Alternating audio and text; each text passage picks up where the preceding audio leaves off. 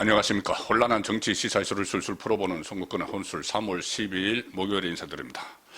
이재명 정권이 이재명의 방탄 그리고 장기 집권 같은 것을 염두에 두고 밀어붙인 법안이죠. 법왜곡죄 그리고 재판 소원제도. 재판 소원제도는 사실상 사심제도죠. 대법원까지 끝난 판결을 헌법재판소로 다시 가져가는, 그 이재명 방탄을 목적으로 한 그런 악법인데, 그 제도가 오늘부터 본격적으로 시행됐습니다. 그런데 예상대로 혼란을 넘어서 난장판이 되고 있습니다. 첫날부터. 이 법왜곡죄는 법을 잘못 적용한 판사하고 검사를 처벌하는 법안이죠. 징역 10년까지 처할 수 있는, 그래서 판사, 검사들을 겁주는 그런 법안인데, 그 첫 적용 대상자가 이 조희대 대법원장인 것으로 확인이 됐습니다. 고발이 됐습니다. 법왜곡죄 고발 1호가 조희대입니다.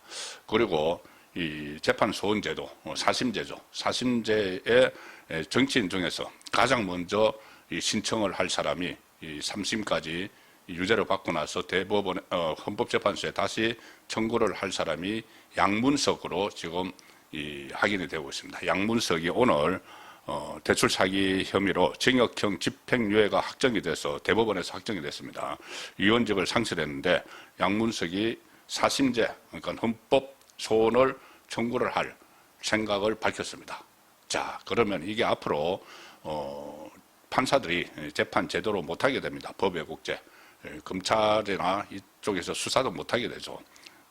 무서워서 이거 하겠습니까? 바로 자기가 처벌을 받는데, 그리고 어떤 범죄자들은 끝까지 사심까지 헌법재판소까지 가보는, 그리고 그것은 어느 정도 여유가 있어야 되죠. 변호인도 선임을 해야 되고 하니까. 그런데 일반 국민, 서민들은 거기에 문턱까지도 가지 못하는 또 그런 상황, 차별이 되는 그런 상황까지 예고가 되고 있는데, 이게 지금 현실화됐습니다. 이런 난장판이 따로 없다는 생각이 듭니다.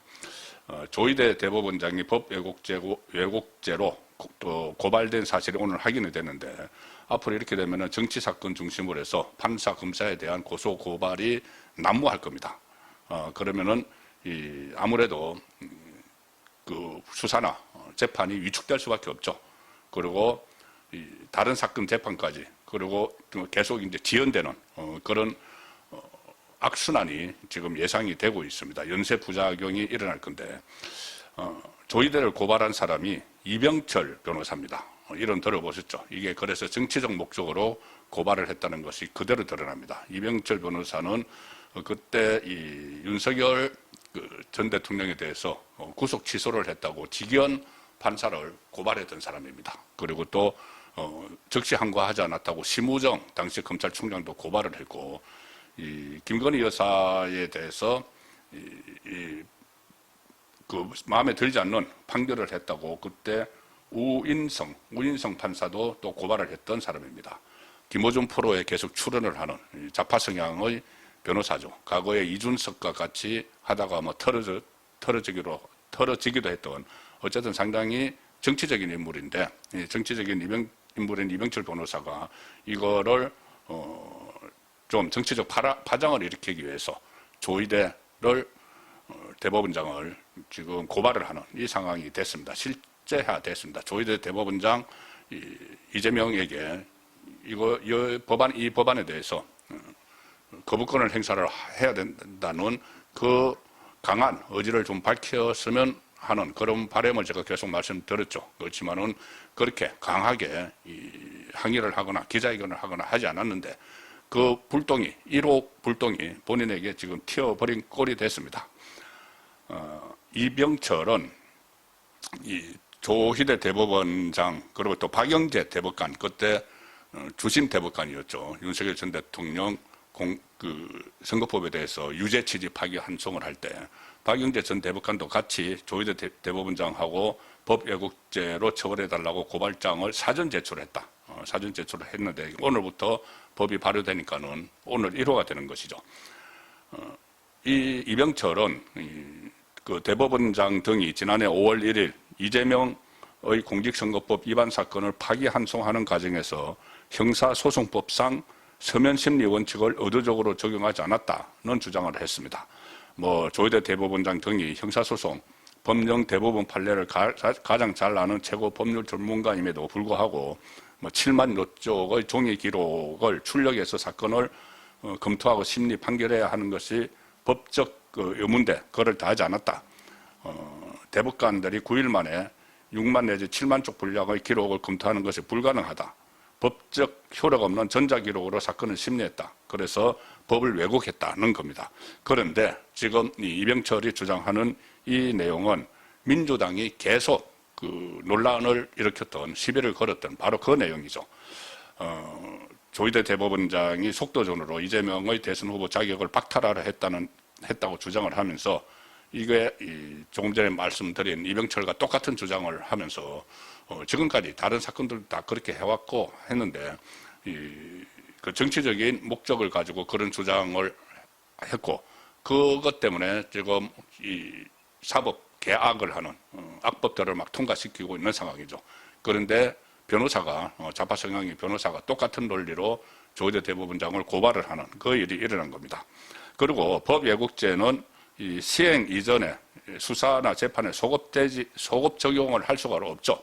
법률에 소급되지 않습니다. 특별법 이런 것이 아니면은 특별한 그 단서를 달지 않으면은 그런데 그 이병철은 조희대 대법원장의 위법 상태가 지금까지 지속되고 있어서 현재까지 영향을 미치고 있기 때문에 수사를 해야 된다. 뭐 이런 주장을 또 했습니다. 이거 이렇게 하면 이게 또 어디서 이것을 판단을 해야 되는지 그런 부분도 지금 명확하지 않은 그 상황이죠. 그리고 법 쪽에서는 지금 법 왜곡죄 도입으로 인해서 사법 영역에 정치가 개입하는 현상이 일상화될 거다는 그 지적이 나오고 있습니다. 윤석열 전 대통령 부부를 재판한 지기현, 우인성 부장판사는 이미 고발이 됐는데 그 전에 뭐 직권남용 이런 걸로 고발이 됐는데 이것도 이병철이 했죠.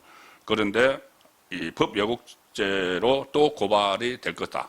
이런 상황도 우려가 되고 이런 일들에 대해서 하창우 전 대한변협회장은 문화일보에 이렇게 이야기합니다.